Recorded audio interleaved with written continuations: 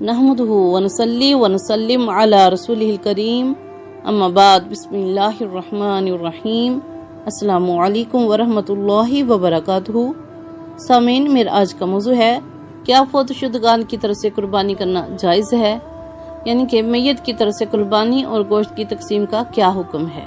مسلم شریف کی حدیث مبارکہ میں ہے، ام المومنین حضرت سیدہ عائشہ صدیقہ فرماتی ہیں کہ رسول اللہ صلی اللہ علیہ وسلم ایک مینڈا قربانی کے لیے لائے جو سیاہ رنگ کا تھا، پاؤں، پیٹ اور آنکھیں سیاہ تھی۔ پھر آپ نے مجھے چھری لانے کا حکم دیا۔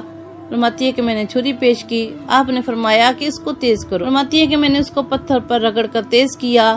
نبی کریم علیہ الصلوۃ والسلام نے مینڈے کو لٹا کر بسم اللہ واللہ اکبر پڑھا اور فرمایا، الہی قبول کیجئے میری، میرے گھر والوں اور میری امت کی طرف سے۔ حدیث مبارکہ سے معلوم ہوا کہ نبی کریم علیہ الصلوۃ والسلام قربانی کے وقت اپنی اور اپنے اہل خانہ اور امت کے غریب لوگوں کی طرف سے بھی قربانی کی نیت کا اظہار فرمایا کرتے تھے۔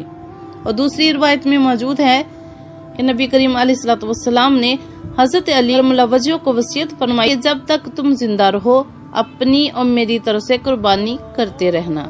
بخاری مسلم شریف کی حدیث مبارکہ میں ہے کہ نبی کریم علیہ الصلوۃ والسلام نے 2 دمبے سیاہ اور سفید رنگ والے قربانی دیے، اور ان میں سے ایک اپنی ذات شریف کے لیے اور دوسری اپنی امت مرحومہ کے لیے۔ اور سنن ابن ماجہ کی حدیث مبارکہ میں ہے، سیدہ ام المومنین عائشہ صدیقہ حضرت ابو ہریرہ رضی اللہ تعالیٰ عنہ سے مروی ہے کہ نبی کریم علیہ الصلوۃ والسلام جب بھی قربانی کا قصد فرماتے تو 2 مینڈے بڑے اور موٹے سینگوں والے سیاہ سفید رنگ والے خصی کیے ہوئے خرید فرماتے، ان میں سے ایک اپنی امت کی طرف سے اور دوسری اپنی ذات مقدسہ اور اپنی آل کے لیے ذبح فرماتے۔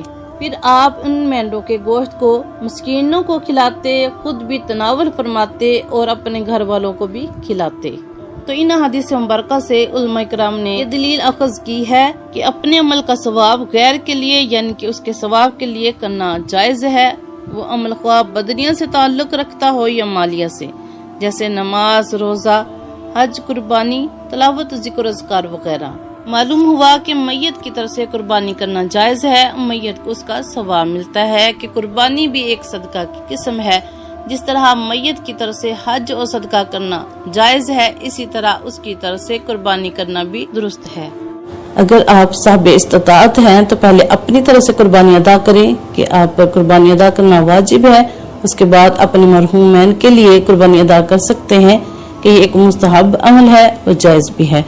مسئلہ ہے کہ اگر میت نے وصیت کی تھی قربانی کرنے کی تو اب اس کا تمام گوشت صدقہ کرنا واجب ہے۔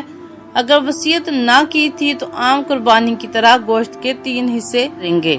معلوم ہوا کہ جو ہم اپنے فوت شدگان کے لیے صدقہ کرتے ہیں اس کا ثواب میت کو پہنچتا ہے کہ زندوں کا اموات کے لیے دعا کرنا اور ان کا مردوں کی جانب سے صدقہ کرنا مردوں کے لیے نفع ہے۔